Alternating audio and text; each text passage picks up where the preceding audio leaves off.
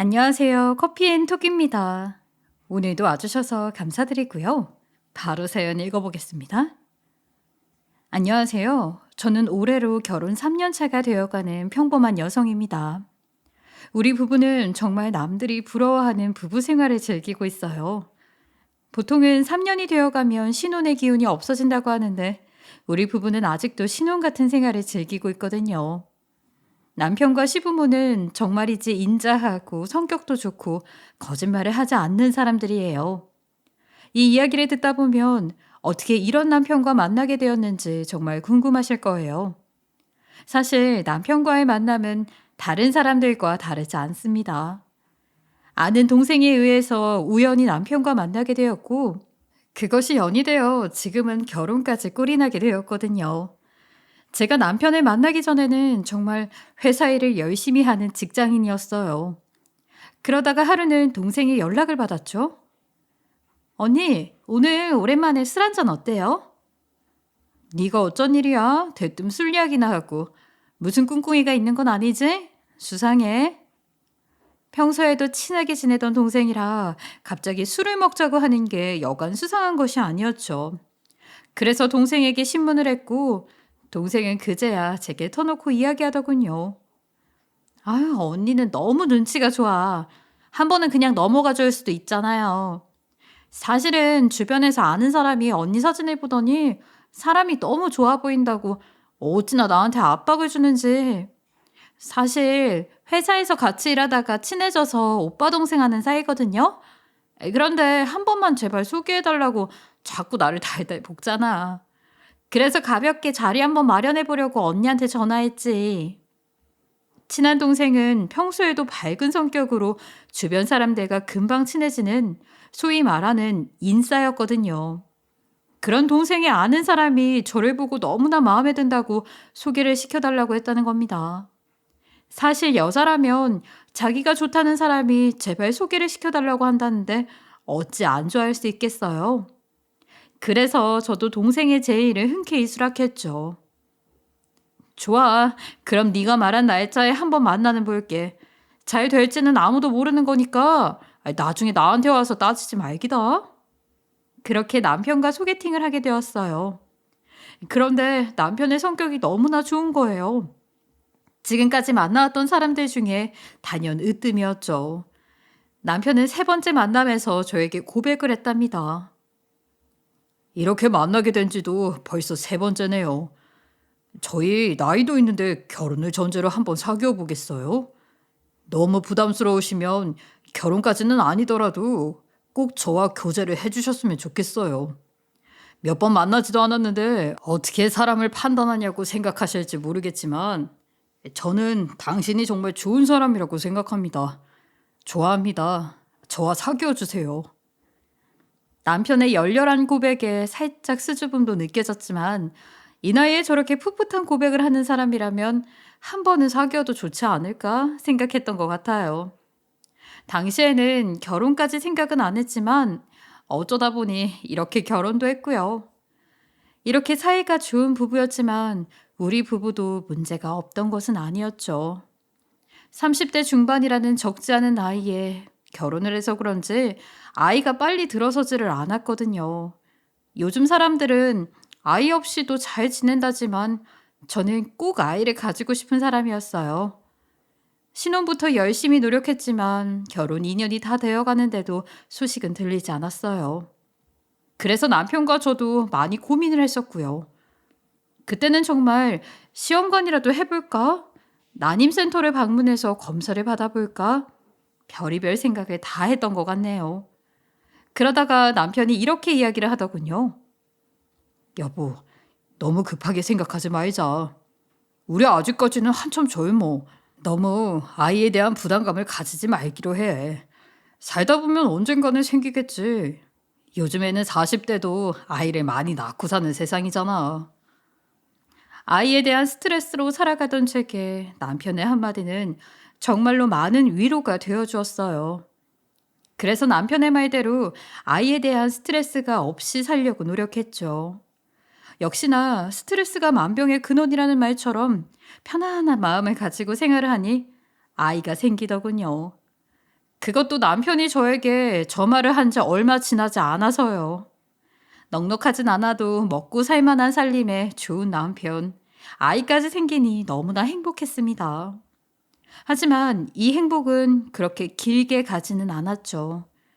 임신 초기에는 정말 조심해야 하는데 이때 시아버지가 편찮으시기 시작했거든요. 원래도 시부는 건강이 그리 좋은 편은 아니었어요. 이전에 혈액암을 판정받고 수술을 한 뒤 지금 회복하고 있던 시기였거든요.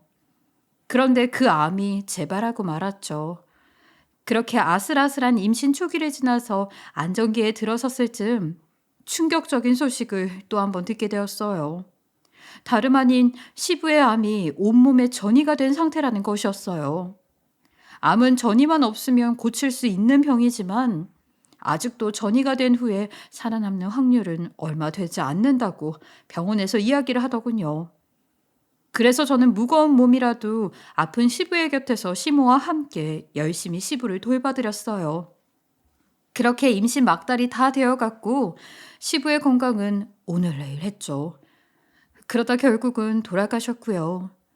결혼한 지 얼마 지나지 않아 겪게 된 장래에 허둥지둥했지만 그래도 저는 맏며느리니까 당연히 상주로 장례식장에 가야 한다고 생각했어요. 아이가 있는 상태에서 장례식장에 지킨다는 일이 조금은 찜찜했기에 친정부모님께도 여쭤봤죠. 친정부모님도 임신인 상태가 조금 걱정이 되지만 제 마음이 편치 않다면 장례식장에 상주로 서라고 말했고요. 이에 저는 마음을 먹고 남편과 시모에게 말했어요. 어머님, 여보, 저도 이대로 가만히 집에 있을 수는 없어요. 저도 이제 이 집안 식구입니다. 저도 장례식장에 상주로 서겠습니다. 지금 임신했다고 가만히 앉아서만 있을 수는 없어요. 하지만 제 말을 들은 시모는 펄쩍 뛰더군요. 아니, 몸도 성치 않은 애가 무슨 상주를 서. 됐다. 넌 그냥 집에서 아이와 함께 몸 편히 있어라. 그리고 이 애 가진 몸으로는 장례식장에 함부로 상주를 서는 게 아니야. 조문객들도 얼마나 눈치가 보이겠니? 배부른 사람이 여기저기서 다니고 있으면 아예 신경 쓰여서 할 말도 못하고 그냥 찝찝하게 가는 사람도 많을 거다. 그러니까 너는 집에서 절대 안정만 취하고 있어. 내 말이 무슨 뜻인지 알겠지? 장례식장에는 절대 오지 말라는 시모의 태도에 조금 당황스러웠죠. 제가 시모의 말에 설득되지 않는 것 같으니 시모는 한마디 더 붙이더군요. 내가 그냥 하는 말이 아니야. 옛말에 이런 말이 있다. 임산부는 장례식장에 가면 유산 위험이 높아진다고. 그리고 장례식장이 죽은 사람들이 득실거리는 곳이 아니냐. 원한을 가지고 거기에서 떠들던 잡기가 몸도 성치 않은 사람들을 가만히 놔두겠어? 선조님들도 인부와 같이 건강한 사람들이 아니면 장례식장에 같이 가지 않는다고 했다. 또 거기가 마냥 깨끗하기만 하겠어? 어디서 들어오는지 모르는 균들이 득실거릴 수도 있는데 나는 그런 곳에 내 맏며느리 세워둘 수 없다. 넌 이제 홀몸이 아니야. 아이도 생각해야지. 시모는 옛말까지 붙이며 저를 설득했죠. 제 마음이 불편한 것이 문제가 아니라 나랑 뱃속의 아이의 건강이 더 중요하다면서 말이죠.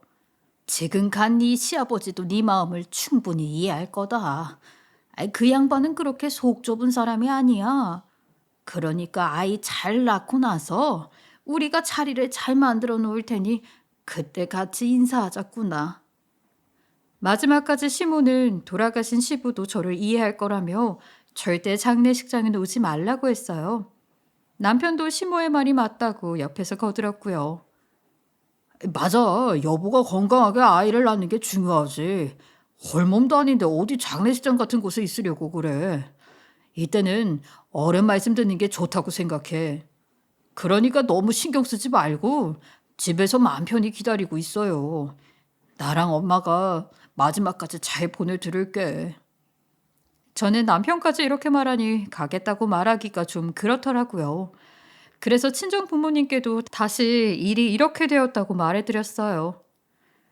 그래, 아유 잘 생각했다. 네 시댁 식구들이 너를 많이 아끼나 보다. 사돈 말도 맞아. 몸도 성치 않는 너까지 나설 필요는 없지. 우리들이 가서 너 대신이라도 조문을 하고 올 테니 걱정하지 말고 집에 있어. 알았지?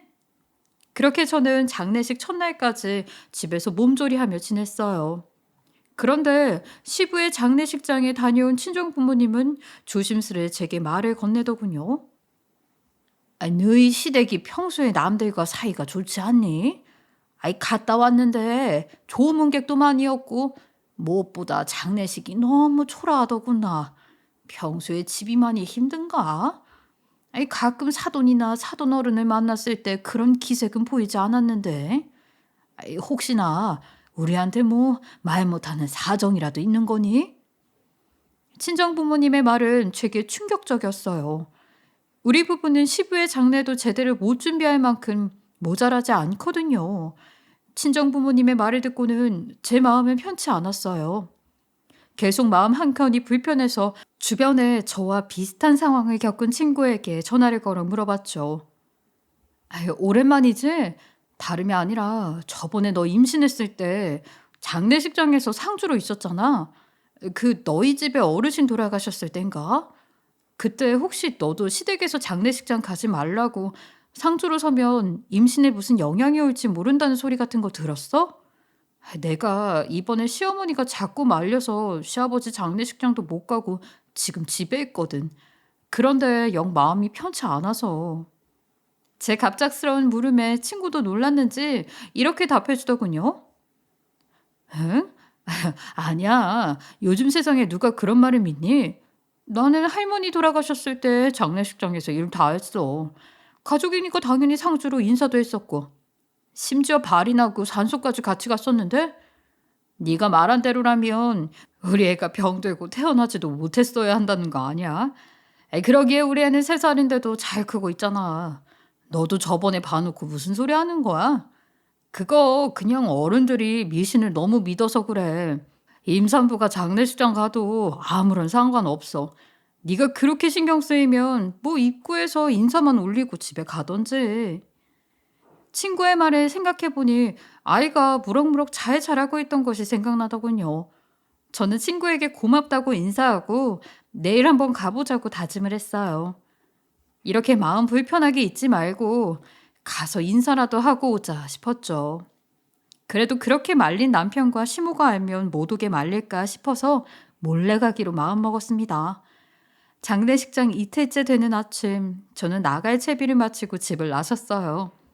그런데 도착한 장례식장에는 처음 보는 모르는 여자가 상복을 입고 상주로 조문객을 맞이하고 있는 거예요. 그래서 내가 장례식장 호실을 잘못 찾아왔나 싶어서 앞에 이름을 확인했죠. 하지만 거기는 시부의 장례식장이 맞았어요. 그래도 혹시나 싶어서 영정사진도 확인했는데 시부가 맞더라고요. 저는 너무 놀란 마음에 낯선 여자를 보고도 누구냐고 묻지도 못했어요.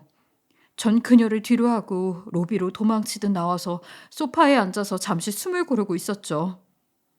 지금 내게 닥친 일이 무엇인지 도저히 이해가 가지 않았어요. 그래서 멍하니 고개를 숙이고 생각을 정리하고 있었어요. 그런데 그때 제 뒷자리에서 아주 익숙한 목소리가 들려오더군요. 남편과 시모였죠. 둘은 남들에게 들릴까 싶어서 속닥거리면서 이야기를 하는데 중간에 들려오는 말로는 아까 상주를 서고 있던 낯선 여자에 대해서 이야기를 하는 것 같았어요.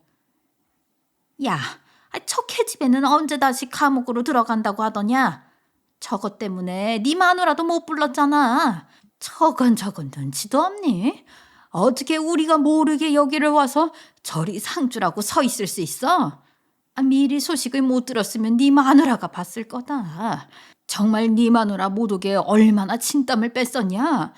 아휴, 저 계집애가 빨리 들어가야 우리도 안심하고 정리하지. 평소에 언행과는 차이가 있는 시모의 태도에 놀랐죠. 그리고 이어진 남편의 말도 제 의구심을 불러일으켰어요. 나도 몰라.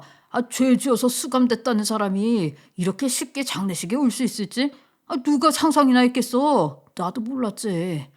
저게 우리한테 해코지 할 생각을 하지는 않겠지? 난 저 얼굴 두 번 다시는 안 볼 줄 알았다고. 이렇게 찾아온 것도 아버지 재산 때문 아니야? 찰거머리 같은 년.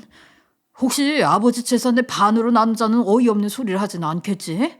어? 아이, 엄마. 한숨을 쉬며 시모와 조용하게 이야기를 나누던 둘은 다시 장례식장으로 걸어갔죠. 전 두 사람의 대화를 통해서 상주로 있던 그 여자와 시댁 식구들의 사이에 있는 분명 무슨 관계가 있다고 판단을 했고, 뒤도 돌아보지 않고 그대로 시댁으로 갔어요. 그리고 평소와 같이 시댁의 집 비밀번호를 누르고 들어간 집에서 그 여자가 누군지 찾아보겠다고 마음을 먹었죠. 아픈 시부를 돌보면서 알게 된 것은 시부가 서재에 중요한 것들을 많이 둔다는 사실이었어요. 그래서 열심히 시부의 서재를 이잡듯이 뒤졌고, 전 사진에 모아둔 것 같은 상자 같은 걸 발견할 수 있었죠. 상자는 옛날 사진에 모아둔 듯이 빛바란 사진들이 가득 들어 있었어요. 특히나 제일 먼저 보였던 것은 어린 남편의 모습과 가족 사진이었어요. 그런데 이상하더군요. 가족 사진에는 제가 아는 것보다 한 사람이 더 많이 있었거든요. 자세히 살펴보니 시부모를 뺀 남편과 시동생 말고도 남편보다 나이가 더 들어 보이는 여자아이가 함께 사진에 찍혀 있는 거예요. 전 그 여자아이의 얼굴을 뚫어지도록 쳐다봤죠. 자세히 보니 아까 장례식장에서 상주로 있던 그 여자의 얼굴이 군데군데 남아있더군요. 저는 여기에 무언가 더 있겠다 싶어서 계속해서 시댁을 이리저리 뒤졌어요. 분명 시모와 남편이 내게 숨기고 있는 가족사가 더 있다고 생각이 들었거든요. 시부에게도 이렇게 무언가 있다면 시모에게도 반드시 숨겨놓은 무언가 있을 거라는 생각에 시모의 화장대를 열심히 살펴봤어요. 그렇게 화장대 서랍을 열어보는데 수십 장의 편지가 들어있는 거예요. 그래서 얼른 편지를 살펴보았죠. 편지는 시모의 서랍에 들어있었지만 발신인은 시부로 되어 있는 편지였기에 왜 여기에 편지가 있는 거지? 라는 의문이 들었어요. 제 생각에는 아마도 시모가 시부에게는 주지 않고 본인이 혼자 읽고 감춰놓은 것 같았어요. 제가 이렇게 생각한 데에는 시부의 특이한 버릇 때문이었어요. 평소에도 점잖은 성격의 시부는 편지를 뜯을 때면 무조건 편지 나이프를 사용해서 깔끔하게 봉투를 뜯었었거든요. 그런데 여기에 들어있는 편지는 전부 봉투가 지저분하게 열려 있었죠. 그런 생각으로 들어있던 편지를 살펴보고 있는데 내용도 이상했어요. 왜냐하면 편지를 보낸 사람이 시부에게 억울하다고 호소하는 글들이 대부분이었거든요. 기억하는 편지의 하나는 대충 이런 내용을 담고 있었어요. 아버지, 저 정말 억울합니다. 이건 어머니와 동생의 농간이에요. 제가 그런 일을 하는 사람이 아니라는 거 잘 아시잖아요. 아무리 제가 배다른 군 식구라고 하지만 이건 너무한 처사예요. 저는 절대로 죄를 짓지 않았습니다. 여기서 저를 꺼내주세요. 제가 여기 들어오면 아버지도 안전하지는 않을 거라고요. 그 둘을 믿으시면 안 돼요. 그 둘은 정말 악마 같은 사람이에요. 가만히 있고 아무 잘못 없는 제게 죄를 덮어씌운 악마요. 그러니까 제발 억울한 저를 여기서 꺼내주세요. 편지의 내용에서 충격받은 것은 상주로 서 있었던 그 여자가 시부가 다른 여자와 낳은 자식이라는 것이었어요. 지금의 시모의 친딸이 아니었던 터라 집에서 괴롭힘을 많이 당한 느낌의 글이 편지에 적혀 있었죠. 그런 그녀는 남편과 시동생에겐 친누나가 아닌 배다른 누나였던 거예요. 편지를 읽고 난 다음에 생각해보니 그 여자가 왜 상주로 시부의 장례식에 있었던 건지 알겠더군요.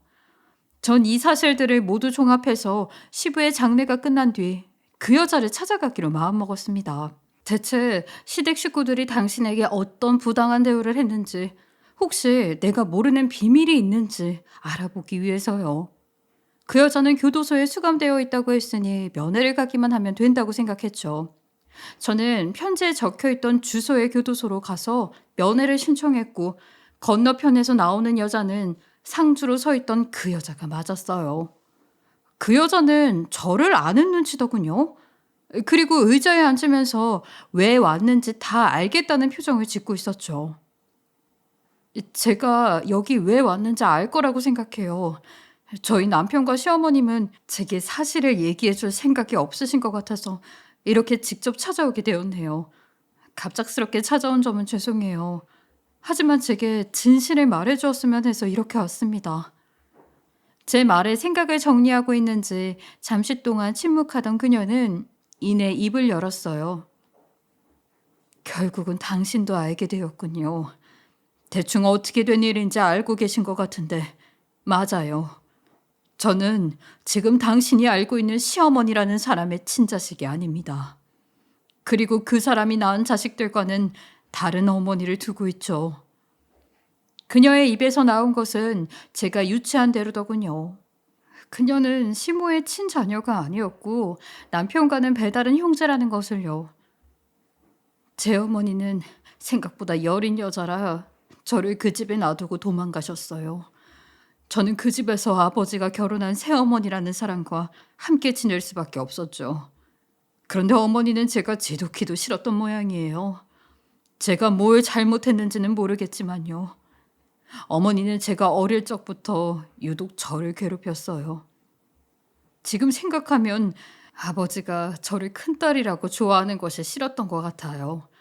그 사람은 정말 같은 사람이라고 생각하기도 싫을 정도로 저에게 많은 시련을 준 사람이죠. 종국에는 아버지가 제게 사업을 물려주려고 하자 그걸 막고 싶었는지 일을 벌였고 전 이 신세가 되었죠. 그녀는 시부가 자신을 어릴 때부터 괴롭혔으며 시부가 원래는 사업을 그녀에게 물려주려고 했다고 했어요. 저는 이런 이야기를 남편과 시모 둘 모두에게 들은 적이 없었기에 묵묵히 그녀의 말을 듣고 있었죠. 당신도 그 사람들에게 속은 거예요. 그 두 사람은 정말 인간 같지도 않아요. 저를 회사에서 내쫓기 위해서 횡령을 했고 그 횡령을 제가 한 일로 만들었거든요. 저는 절대 횡령 같은 지저분한 일을 하지 않았어요. 아버지도 제가 했다고는 생각도 못했는데 처음에는 분명 그러셨어요. 그런데 둘이 아버지 앞에서 뭐라고 한 건지 다시 만난 아버지는 저를 여기에 보내셨죠. 아버지가 돌아가시기 전에 저를 찾아온 적이 있어요. 저에게 미안하다고. 자신이 무슨 생각으로 나를 여기에 보냈는지 모르겠다고. 아버지는 그들에게 깜빡 속았다고 말했죠. 어떤 부모가 자기 자식을 옥에 보내려고 하겠어요. 안 그래요? 아버지도 자신이 죽을 죄를 지었다면서 제게 엄청 사죄를 했었어요. 그러니까 아버지 장례식을 지켰죠. 당신도 속지 말아요. 그 사람들은 당신도 이용하고 버릴 사람들이에요. 시부는 돌아가시기 전에 여기에 찾아왔다고 하더군요. 자신이 남편과 시부에게 속아서 자신을 여기로 보냈다고. 그것이 못내 미안했었다고 말이죠. 그녀의 입에서 나오는 사실을 믿고 싶지 않았어요. 하지만 그녀의 눈에서 진실을 말하는 것이 너무나 간절하게 전해져 왔기에 믿지 않을 수 없었죠. 지금 못 믿을 거 알아요. 당신도 3년이나 그 사람들 옆에서 지냈으니 믿고 싶겠지. 하지만 내 말을 잊지 말아요. 나는 지금까지 30년을 넘는 세월을 그 사람들에게 속고만 살았어. 우리 아버지도 역시 그 사람들에게 속고 살았던 거예요. 그렇지 않으면 돌아가시면서 그렇게 재산 분할을 할 리가 없거든요. 여기 와서도 내게 미안하다고 자신의 재산의 반은 꼭 제 몫으로 살려두겠다고 말씀하시던 분이었어요. 그런데 제가 나가서 확인해 본 바로는 아버지 재산이 모두 어디로 향하고 있더군요. 바로 당신 시모와 당신 남편의 차명 계좌로요. 당신도 이제 정신을 차릴 때가 되었어요. 지금 아이가 있다는 것 알아요. 그 아이가 얼마나 간절하게 바라고 바랬던 아이인지도요. 하지만 나는 당신을 보면 안타까워요.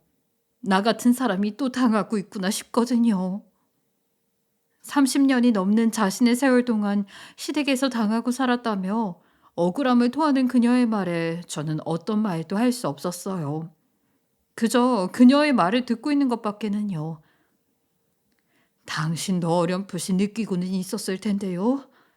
그들이 당신의 돈을 탐하지는 않던가요? 그 사람들은 말이에요. 돈 욕심이 엄청나거든요. 정말 그렇게 돈이라면 환장하고 사는 사람들은 내 생에 두 번은 만나기 힘들 거예요. 내가 앞서 말했죠. 저희 아버지 재산이 모두 본인들이 독식하려고 차명계좌로 빼돌렸다고. 내가 나가서 사람 구해서 알아본 것만으로도 그렇게 나오는데 내가 여기서 살았던 동안은 얼마나 많은 것들을 빼돌렸을까요? 안 그래요? 그렇게 돈이 많은데 지금 당신 행색을 보세요. 그 사람들이 당신에게 돈을 쓴 적은 있었을까 싶네요. 내가 만약 가족이라면 당신에게 절대로 좋은 것들만 안겨주고 싶었을 테니까. 가족이라는 것이 그런 것 아닌가요? 그녀의 말은 절대 틀린 말은 아니었어요. 말을 듣고 보니 남편이 결혼한 지 얼마 지나지도 않고 이런 말을 했던 게 떠올랐거든요. 여보, 우리 집이 사업은 하고 있지만 그렇게 넉넉한 집안은 아니야. 밖에서는 우리 집이 잘 사는 집이라고 막 올려치기 하는데 사실은 그렇지 않아. 아버지 사업이 최근에 어려워져서 빚도 많이 졌거든. 나중에 아버지가 빚을 제대로 청산하지 못하면 그냥 파산 신고도 할 거라면서 저번에 내게 말했었고, 결혼한 지 얼마 지나지도 않았는데 이런 무거운 말을 해서 미안해. 그래도 이런 것은 미리 말해주는 것이 좋다고 생각했어. 그러니까 우리 아버지 유산은 없다고 생각하면서 살아가자. 우리도 살 수 있는 능력은 있잖아. 그때 분명 시부의 유산을 바라지 말라고 했었죠. 게다가 시부의 재산은 전부 빚이라고 했었고요. 저는 그녀가 하는 말에 정신을 제대로 차리기 힘들었어요. 그런 내게 그녀는 말을 이어갔죠. 지금 당신의 표정을 보니 그런 일이 있었군요. 어머니와 그놈은 정말로 나쁜 사람이거든. 분명히 당신에게 유산은 없는 셈 치자는 말이나 돈이 없다는 이야기를 했을 거예요. 그런데 그거 다 거짓말이라고요. 당신은 정말로 그 두 사람에게 속고 있는 거예요. 나처럼 멀리 돌아가기 전에 빨리 도망쳐요. 아직 당신의 위치라면 늦지 않았어요. 더 이상 가기 전에 그 사람들에게서 빨리 도망치는 게 좋아요. 돌아가신 아버지도 항상 후회했어.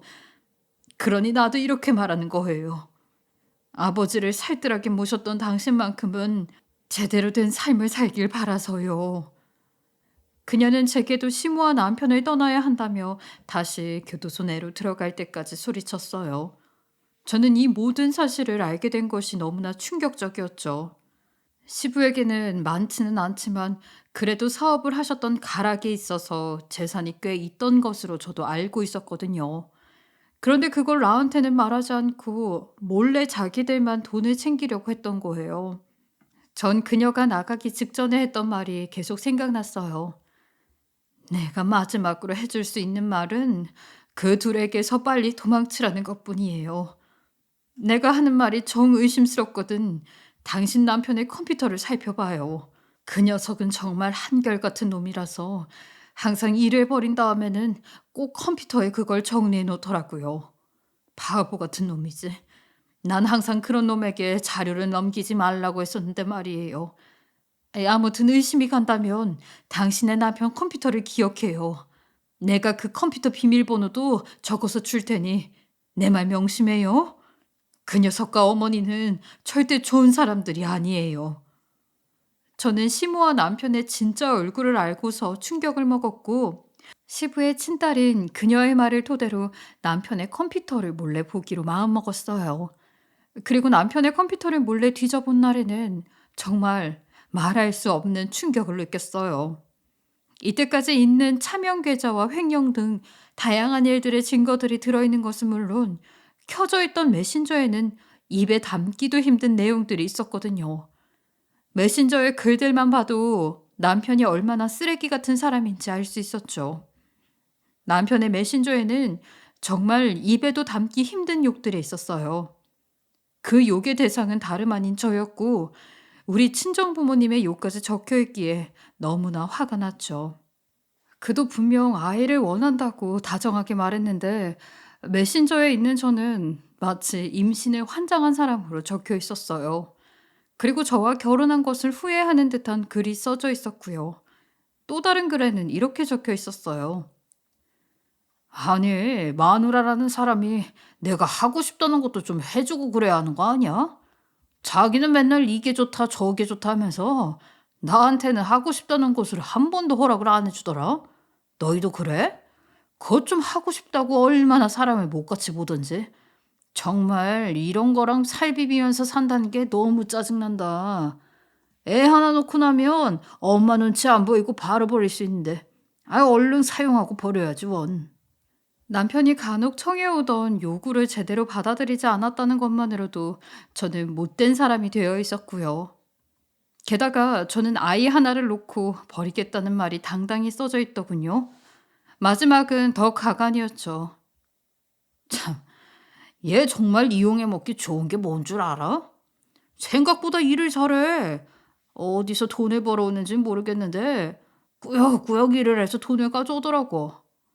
뭐 나한테는 코 묻은 돈보다 적은 돈이지만 애쓰는 모습이 너무 하찮아서 오늘 꽃다발을 하나 사다 줬는데 그걸로 엄청 좋아하더라고. 진짜 싸게 먹히는 거 보면 얘 부모도 그래서 싸게 먹혔나 싶기도 하고. 남편은 저를 대충 살림이나 하고 생활비를 벌어오는 사람으로 표현하고 있었죠. 메신저 속에서 본 남편은 내가 알고 있던 사람과는 정반대의 사람이었어요. 전 그런 남편의 다른 모습에 엄청난 충격을 받았죠. 어떻게 사람이 이렇게까지 다를 수 있나 싶었어요. 충격을 너무 세게 받은 저는 갑자기 배가 아파지기 시작했고 가까스로 119를 불렀지만 아이는 시부에 이어서 하늘로 보낼 수밖에 없었어요. 병원에서는 단기간에 너무나 많은 스트레스를 받았기에 아이가 못 견디고 유산이 되었다고 하더군요. 저는 너무나 슬펐어요. 남편의 이중성에 충격을 받은 것과 함께 피 같은 내 자식을 지키지 못했으니까요. 이 모든 것이 남편과 시모의 탓처럼 느껴졌지만 지키지 못한 사람은 끝끝내 나라는 생각에 먼저 간 아이에게 죄책감을 덜어낼 수 없었어요. 세상에 빛도 보지 못하고 떠난 아이에게 정말 미안하다는 말 외에는 어떤 말도 해줄 수 없었죠. 나 같은 사람에게 찾아오지 않았으면 그 어디에서 빛을 보고 잘 살았을지도 모르는데 너무나 죄스러운 마음에 한동안 마음을 추스르기 힘들 정도였어요. 아이를 유산하고 몸이 성치 않았던 저는 친정 부모님의 도움을 받아 몸조리를 하면서 남편의 진짜 모습을 다 까발리기로 결심했어요. 그리고 시부의 배다른 딸인 그녀의 말처럼 남편과의 이혼을 준비하기로 마음먹었죠.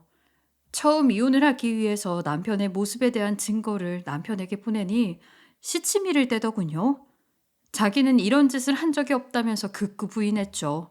하지만 계속해서 닥달하고 자료를 준비한 것들을 보여주니 이내 본색을 드러내기 시작했어요. 그 모습들은 가히 충격적이었죠. 내가 당신이 이런 년인지 알고 있었어. 그렇게 박색하고 매력이 없으면 돈이라도 많든가. 어디 하나 마음에 드는 구석이 없는데 어떻게 이때까지 참고 살아줬더니 뭐? 이혼을 하자고? 내가 이중성을 가졌다고? 됐어. 나도 너 같은 년이랑 더 이상 살고 싶지 않거든. 누구는 너 아니면 여자가 없는 줄 알아? 너 아니라도 내 애인은 천지에 널리고 널렸어. 왜? 이것도 녹음해서 재판에서 쓰려고? 쓰던지. 난 너랑 같이 아니면 더 좋은 생활도 할 수 있어. 왜 이래? 누가 아깝대? 너 같은 게? 이는 남편의 본 모습의 일부에 지나지 않았죠. 이혼 소송을 하면서 알게 된 사실이 정말 많았는데 그 중 하나가 남편이 저 몰래 엄청나게 돈을 펑펑 쓰고 다녔다는 거예요. 호의호식이라는 말에 어울릴 정도로 많은 돈을 쓰고 다녔고 자기 몸에 좋다는 것과 어울린다는 것들은 죄다 사서 썼더군요. 심지어 호텔에서 일주일에 한 번은 매번 식사를 했고 호캉스는 기본에 차명으로 외제차까지 끌고 다녔더군요. 남편은 제게 단 한 번도 생활비를 넉넉하게 준 적이 없었어요. 나한테는 맨날 돈이 없으니까 아끼면서 살아야 한다고 강조를 했거든요. 그런 남편은 제게는 정말 짠돌이의 왕처럼 굴었고 심지어 제 돈을 자신이 가져다 썼어요. 어느 정도냐 하면요. 임신 마지막 달에 접어든 제가 몸이 힘든 와중에도 꼭 회사는 다녀야 한다고 강조했을 정도예요. 저는 힘들게 부른 별을 부여잡고 회사를 다닐 수밖에 없었죠. 집에 돈이 없다는데 나가서 벌어야지 어쩌겠어 했던 것들이 모두 허사였던 거예요. 저는 분노와 배신감이 이루 말할 수 없을 정도였어요. 저런 놈팡이 같은 놈을 남편이라고 끼고 옆에 살았던 제가 한심해 보였으니까요. 이제는 하늘의 별이 된 내 자식에게도 너무나 미안했고 그런 남편을 절대 용서할 수 없었어요. 그래서 꾸역꾸역 남편의 차명 계좌의 돈이나 관련 내용들도 모두 이혼 소송에 활용했죠. 그렇게 긴 소송 끝에 저는 무사히 남편과 이혼할 수 있었고 제법 많은 위자료를 남편에게서 뜯어낼 수 있었어요. 하늘로 간 내 자식 대신 얻은 돈이라고 생각하니 너무나 더럽게 보였어요. 그래서 돈은 지금도 통장에 넣어두고 쓰지 않고 있죠. 하지만 이렇게 소송을 끝내고 나니 시부의 친딸이 문득 떠오르더군요. 그래서 전 다시 시부의 친딸에게 면회를 가기로 마음먹었어요. 면회를 가서는 시부의 친딸에게 너무 고맙다고 영치금도 넣어주고 했어요. 당신이 아니라면 지금까지도 그 썩은 놈이랑 같이 살을 맞대고 살고 있었을 거예요. 너무나 감사합니다. 당신이 진실을 말해주었기에 사람 한 명을 살릴 수 있었던 거예요. 비록 내 자식은 하늘로 보내게 되었지만요. 이렇게 만난 것도 운명인데 우리 나중에 출소하면 밥 한 끼 같이 해요. 꼭이요. 저도 당신에게 은혜를 갚을 기회를 주세요. 제 말에 시부의 친딸은 씁쓸한 미소를 지으며 답해 주었죠. 악마의 소굴에서 꺼낼 수 있었던 것은 당신 혼자였군요. 내가 당신이 홀몸이 아니라는 사실을 생각했어야 했는데 아이의 일은 정말 안 됐어요. 하지만 힘내요. 그리고 은혜랄 것도 없어요. 저는 악마들 속에서 사람을 하나 구해준 것뿐인데요. 그래도 당신이 이혼하고 잘 지내는 것을 보니 저는 만족하면서 살 수 있을 것 같아요. 그렇게 그녀와의 만남을 약속하고 저는 면회를 끝냈어요. 저는 이번 일로 인해서 깨달은 것들이 참 많습니다. 내가 사람을 너무나 쉽게 믿었구나 싶어요. 예전에 동생의 소개에 덜컥 만나고 사람을 깊게 살펴보는 시간도 없이 전 남편과의 결혼을 결정했었으니까요. 속인 사람도 잘못이겠지만 속은 사람도 면밀히 살피지 않았다는 점에서 잘한 것은 아니라고 생각해요. 옛말에는 이런 말도 있죠. 머리 검은 짐승은 상종하는 것이 아니다 라고요. 조상님들은 참 신기한 것 같아요. 정말로 머리 검은 짐승을 상종하는 게 아니라는 것을 몸소 체험할 수 있었으니까요. 만약에 시부의 친딸이 없었으면 저는 머리 검은 악마들의 사이에서 아직도 허덕이면서 살고 있었을지도 모르겠어요. 제 긴 이야기가 여러분에게 나쁘지 않은 교훈을 남겼으면 좋겠어요. 그리 유쾌한 경험은 아니지만 이 이야기를 듣고 한편으로는 마음의 위안을 삼으시는 분들도 있었으면 좋겠네요. 저의 긴 이야기를 들어주셔서 정말로 감사합니다. 지금까지 커피앤톡이었습니다. 오늘도 끝까지 함께 해주셔서 감사하고요. 다음 영상으로 또 찾아뵙겠습니다.